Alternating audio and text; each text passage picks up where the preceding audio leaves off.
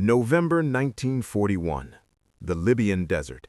The air is thick with dust and the low diesel growl of a German Panzer III idling on a desert track.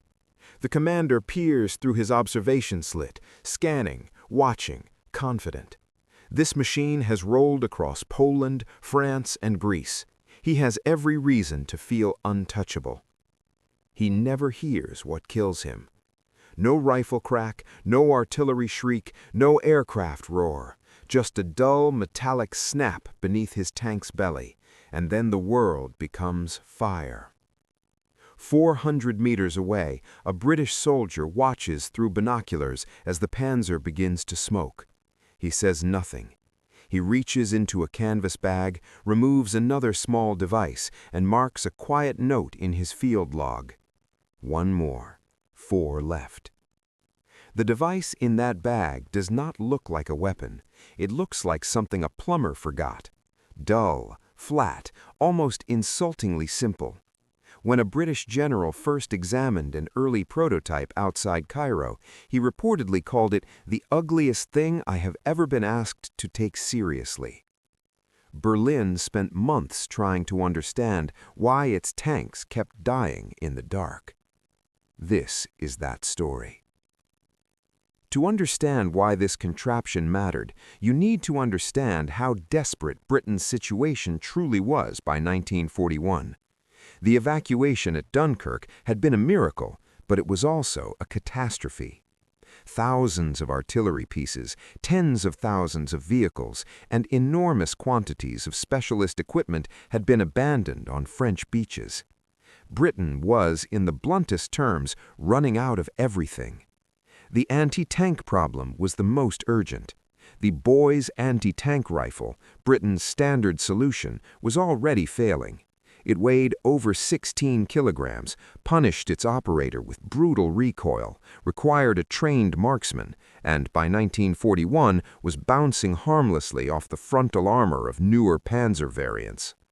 Meanwhile, Rommel's Panzerarmee Africa was demonstrating something terrifying, that fast, concentrated armor could simply drive around defensive positions, cutting off British infantry units before they could react. Conventional mines existed. The British Mark IV weighed 9 kilograms, but they created their own problems. They were heavy, slow to lay, impossible to reposition, and required engineer teams with tools and time. Against an enemy whose entire tactical doctrine was built on speed and surprise, a static minefield was only ever a partial answer. What the British Army desperately needed was something that didn't yet exist. A device light enough for one man to carry in quantity, silent to deploy, fast enough to lay in darkness on a road that enemy armor would use before dawn, and cheap enough to produce by the hundreds of thousands. Nobody had built it yet, until Lieutenant Colonel George Hawkins of the Royal Engineers did exactly that. Hawkins worked with the Military Engineering Experimental Establishment, an organization whose deliberately boring name concealed some of the most creative weapons thinking in wartime Britain. What he produced was officially classified as both a grenade and a mine, a deliberate ambiguity because it genuinely functioned as both. The device was flat, compact, roughly 190 millimeters long, 97 millimeters wide, and 40 millimeters deep. Smaller than a hardback novel, flatter than a standard brick.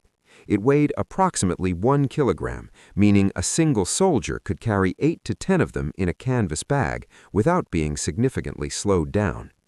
It required no burial, no tools, no engineer support. You simply placed it on the surface of a road and walked away. The detonation mechanism was a chemical pressure fuse, a glass ampule inside the device that shattered under approximately 175 kilograms per square centimeter. This threshold was carefully calibrated. A soldier's boot walking over it would not trigger it. A tank track absolutely would. The moment that ampule broke, a chemical reaction fired the main charge, approximately 311 grams of TNT, within milliseconds. No warning, no second chance. And here is the crucial detail that made it so devastatingly effective. It was not trying to destroy a tank, it was trying to destroy its track. A tank with a broken track in the middle of a desert road is not just one dead tank, it is a blocked road. It is a stalled column. It is recovery vehicles being summoned, engineers being called forward, commanders arguing on the radio while the sky gets lighter and their vulnerability increases with every passing minute. One broken track in the right place at the right time could delay an entire armored company for hours. In a campaign where hours determined whether supply convoys reached the front or not, that was not a minor inconvenience. That was a strategic weapon. The Long-Range Desert Group and the early Special Air Service began incorporating the Hawkins into standard kit almost immediately. The operational method was elegant in its simplicity. A four-man patrol would identify a track used by German or Italian supply columns, move out after dark, lay a dozen mines across the road surface in under 10 minutes, leaving no significant ground disturbance, making almost no noise, and withdraw before dawn. No digging, no tools, no specialist training beyond a single afternoon of instruction. Reports from Libya and Egypt describe individual Hawkins deployments disabling between 2 and 5 vehicles on a single night. Multiply that across dozens of small unit operations running simultaneously across a fluid desert front, and the cumulative damage to access logistics becomes staggering. But the psychological effect may have been more destructive than the physical one.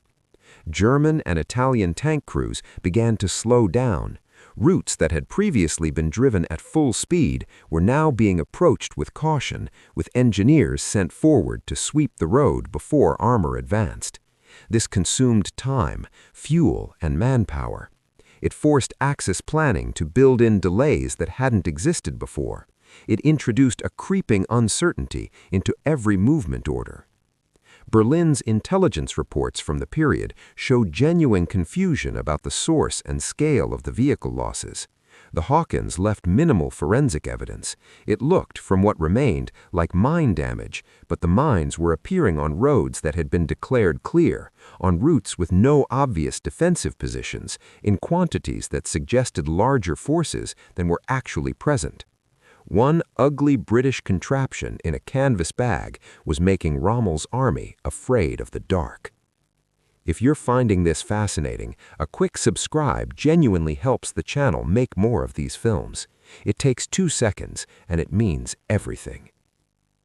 Compare the Hawkins with its German counterpart, and the contrast is striking. The Tellermine 35, Germany's standard anti-tank mine, weighed 9.1 kilograms, nearly 9 times heavier. It required burial to function properly, meaning engineer teams with shovels, time, and transport. The Tellermine 42 improved manufacturing efficiency, but retained the same fundamental problem. It was a static, heavy, logistics-intensive solution. The Americans developed the M1A1 anti-tank mine later in the war, a design that owed a clear conceptual debt to the Hawkins. But American production focused on a slightly different mechanism, and the device never achieved the same dual grenade and mine functionality that made the Hawkins so versatile. No other nation produced anything that combined the Hawkins' portability, deployment speed, and flexibility in a single package, and no other Allied weapon was adopted so enthusiastically by resistance fighters with no military training whatsoever. In the months surrounding the D-Day landings of June 1944, the French resistance received significant quantities of Hawkins mines delivered by Special Operations. The bocage country of Normandy, narrow roads, thick hedgerows, almost no room for armored vehicles to maneuver around obstacles, was perfect terrain. A single mined stretch of road could halt a panzer company for hours. In June and July 1944, when German armored divisions were racing to reach the beachhead before the Allied breakout, those hours were not tactical inconveniences, they were potentially decisive. The total number of vehicles destroyed or disabled by Hawkins mines across all theaters will never be known with certainty. Records are incomplete. Many deployments occurred in circumstances where formal reporting was impossible. The figure of 300 armored vehicles cited in some histories is almost certainly an undercount when lorries, half-tracks, and motorized transport are included alongside tanks. What cannot be disputed is the cumulative weight of all those small decisions to slow down, to sweep a road, to wait for engineers, to reroute a column that the Hawkins forced upon the Axis war machine across 4 years of conflict.